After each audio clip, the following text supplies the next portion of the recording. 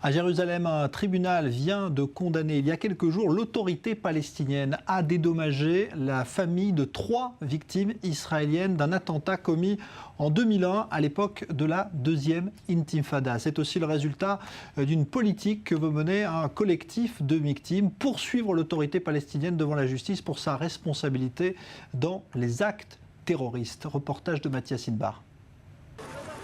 2002. Marwan Barghouti, alors chef des Tanzim, branche militaire du Fatah, est arrêté par Israël.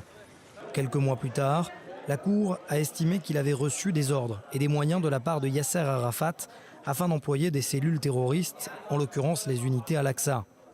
La Cour de district de Jérusalem vient de décider que l'autorité palestinienne doit compenser financièrement les familles des 3 victimes israéliennes d'un attentat à l'arme automatique commis en 2001 par des terroristes palestiniens envoyés justement par Marwan Barghouti.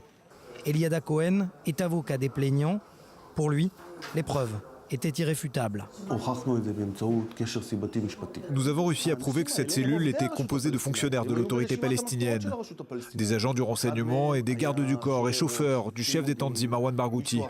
C'est cette relation directe entre Yasser Arafat, M. Barghouti et ses terroristes, et selon l'article qui prouve le financement de fonds à des biens entraînant l'achat d'armes ou l'organisation d'attentats terroristes, qui font de l'autorité palestinienne un responsable direct. Un système bien rodé, pas si sûr, estime le professeur Klein, invité par l'autorité palestinienne à donner son expertise pendant le procès. Il juge au contraire que l'anarchie régnait au sein des territoires palestiniens. Selon le mythe israélien, l'intifada a été planifiée plusieurs mois en amont. Yasser Arafat donnait les ordres et les attentats avaient lieu. Lorsqu'il le souhaitait, l'intifada s'arrêtait.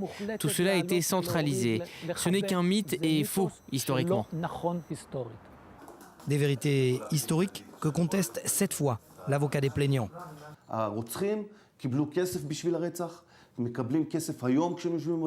Les assassins ont reçu de l'argent pour leurs actes. Ils reçoivent aujourd'hui de l'argent alors qu'ils sont en prison, ils sont respectés. Et finalement, la situation est telle que c'est avantageux de tuer des Israéliens. C'est du gagnant-gagnant. Cette décision de compensation financière doit être suffisamment punitive pour servir d'exemple.